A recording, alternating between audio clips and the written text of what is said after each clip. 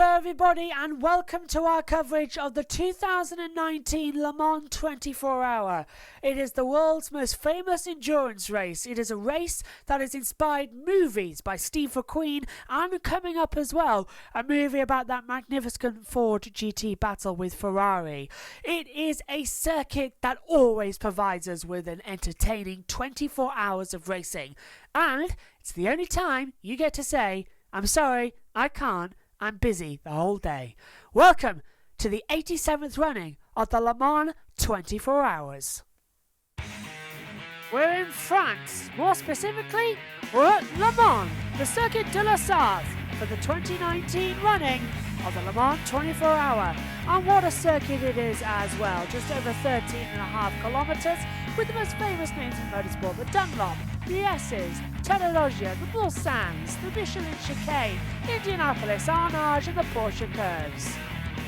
Welcome along though to a whole week's of coverage here on my YouTube channel of Joshua Birch Motorsport Journalist, and we start with the free practice report, which lasted for 4 hours. Hello and welcome up to our commentary position for the 2019 Le Mans Championship race. It is the last race of the super season of the World Endurance Championship of 2018-2019. And this is actually the third race we've covered, because remember we covered last year's Le Mans, then we were live at Silverstone for the 6 hours. So thank you for joining us if you're watching from the 6 hours of Silverstone. We're now covering Le Mans as well here on our YouTube channel with a full Formula 1 treatment. We'll have a report for every single session coming up. And you can join us now, as you know, at 8:30. You can join us tomorrow morning at 7 a.m, just before you head out of home for a day of work for the first qualifying review. Tomorrow at 8:30 for Qualis 2 report. Friday, on our traditional day of rest at Le Mans, you can join us at 7 a.m. once again for the third qualifying report. Saturday and Sunday, we'll be doing videos throughout. And you can also watch everything we post on my Instagram page as well. Use the handle at Joshua Birch 99 for all of that as well, and we'll be handling YouTube videos like this update throughout as well. So let's get into the free practice report. Just one practice session for Le Mans, 4 hours long before heading into qualifying. It is no time at all to get used to this tricky circuit. 13 kilometres this track and only 33 corners surprisingly, but 3 minutes 30 seconds to get round. It is really difficult. So let's take a look first of all quickly at what it's like on the track as I drove the Audi RS16 around the world's most realistic simulator game. Yes, it's Gran Turismo Sport. Let's take a look then around this Circuit de la Sarthe, and on board in the 2016 Audi LMP1 car, the RS016.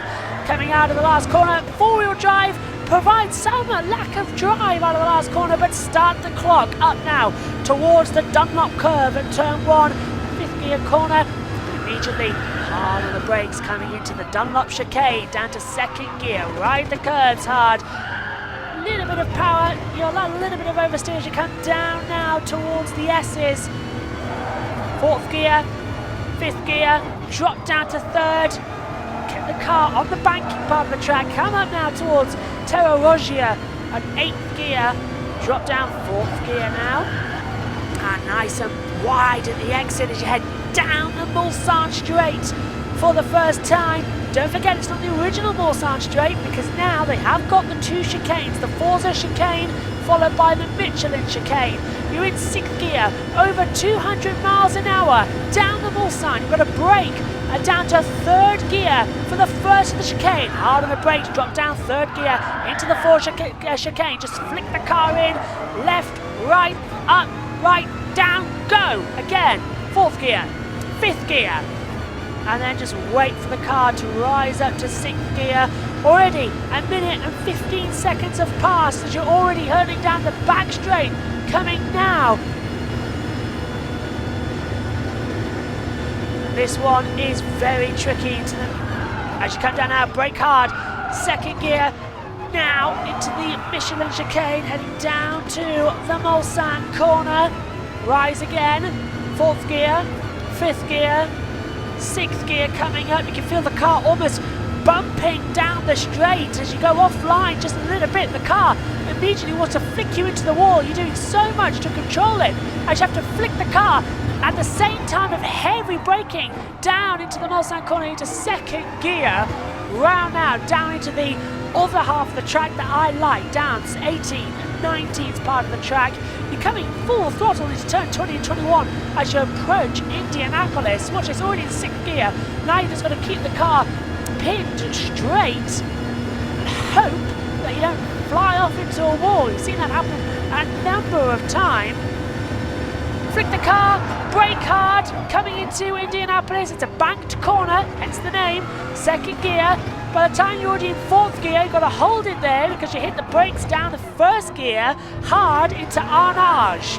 The car doing what it did in the last chicane, just pushing the four-wheel drive out. You can't turn and accelerate at the same time. The car will just go straight with it being four-wheel drive. Coming up now towards the Porsche curves. Turns 23, 24, 25, 26, 27, 28 and 29, believe it or not. Down fourth gear, just touch the curve as much as possible. Now through the fast Porsche S. They've moved the barrier back since this game was developed, but already fifth gear, you can ride much more speed. You've got to drop to fourth at the second part of the Porsche curve. Coming down now into fifth gear, sixth gear, you just hold fifth gear, don't pull sixth. As you've got to brake hard now into second gear, coming into the Ford chicanes. Ride the curb. This is the trickiest part of the track, surprisingly, the last chicane. And across the line. Third gear, fourth gear, and across in a 3:29.042. What a lap. It's very tricky, Circuit de la Sarthe. Right, let's get into the free practice report. As I said just before, only 4 hours of practice, and it was interfered with red flags as well, along with a very heavy rainstorm, which has also hit the UK, which is why I'm wearing a coat, because it's actually very cold in our studio. So, it was the Toyota Gazoo Racing that topped the timesheets during the only practice session, as 62 cars went out onto the Le Mans track in preparation for this year's season finale. 4 hours of practice. The number 7 Toyota TSO 50 hybrid power car was the fastest. SMP Racing was second. Rebellion Racing was third as well, respectively, of course. It was the Toyota Gazoo Racing Kamui Kobayashi in car 7 that set a blisteringly quick time of a 3:18.091. He was a full 1.8 seconds faster than the SMP. And yes, it was on a drying track, so we expect those times to be a lot more closer coming into tonight's qualifying, as well more realistically in tomorrow's qualifying too, as where I think we'll see the grid set. As well, he was, as I said, a full 1.840 seconds ahead of the SMP number 11 Racing BR1 car that was driven by Stoffel van Dorn. The Belgian clocked the second quickest time in the session. It was, however, a session played with a red flag after nearly 2 hours of racing, so exactly half of the practice. It was the number 99 Dempsey Proton Racing, the Aston Martin DS Vantage, that caused a red flag as well. Down on the Mulsanne straight, just coming out of the chicane, the second chicane, it was the American Tracy Caron who was driving at the time. He apparently an LMP2 car came across his line after he got out of the way of it, and it just took him offline and hit him into the barrier. We had such a lengthy red flag as well, as he was extracted from the car and he was complaining of back pain. But it was taken to the hospital for further checks as a precautionary measure. We haven't heard any news on him at the moment, but I'm sure we will by the time we get round to tonight's qualifying session, so you'll hear about it tomorrow or on social media. Mixed weather conditions saw the teams able to test a variety of car setups ahead of qualifying tonight, as well as both the slicks, the intermediates and the full wet tyres were used as well, which served as an excellent preparation for the upcoming qualifying sessions, which could see more rain fall on the Circuit de la Sarthe, which is actually full name is the Circuit de 24 Hours, but it's the Circuit de la Sarthe for this part, because the other that MotoGP uses and the motorbikes used for their 24-hour race is the Bugatti circuit, which is what we see MotoGP racing on. The 20-strong LMP2 field saw the number 48 IDEX Sport car clock the fastest time, like with the Toyota Gazoo number 7, in the dying minutes of the practice session as well. It was the second fastest time as well. Out of the 7 WEC entries was the number 31 Dragon Speed 07 Gibson entry, followed by the number 36 Sinotech Alpine Matmut, which I always love saying that one, in the Alpine A470 Gibson, the Walt Gibson, remember, in GT in LMP2. This out of the WEC entries was number 23rd, out of the WEC entries was the number 29 Racing Team Netherlands Dallara P217 Gibson. Porsche led the GTE Pro category. The number 92 Porsche 911 RSR, which I also took round the Gran Turismo circuit, but I haven't set a time on that just yet because it's a staggering. It's about a minute slower than what I managed around. But in this category, Kevin Estre, behind the wheel of this Porsche 911 RSR, managed to get around in 3 minutes 52 seconds, .149, a very quick time indeed. It couldn't be beating. The Ferrari AF Corsa was the best of the rest out of the WEC field in the number 91 Ferrari 488 GTE Evo, followed closely by the Ford Chimp Ganassi Team UK, and of course Ford's last race for the Ford Chimp Ganassi teams USA and UK. It's the last time we'll see the Ford GT40 out on the track. Of course, the anniversary edition that they came back and won back in 2016. Or was it 2017? I can't quite remember. They all blur into one, Le Mans races, don't they?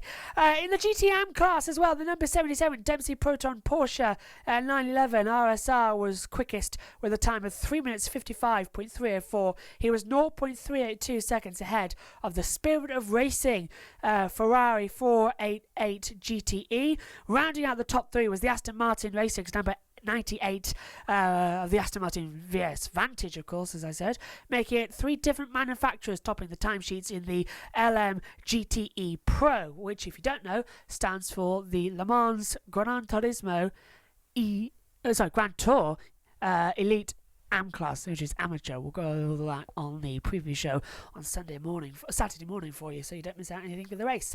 The first of the 3 qualifying sessions are getting underway at 9 o'clock UK time as well, and it is going to be spectacular. Now, just a reminder for you, you can join us tomorrow at 7 a.m. for the qualifying 1 report, and qualifying 2 will be at 8:30 that evening.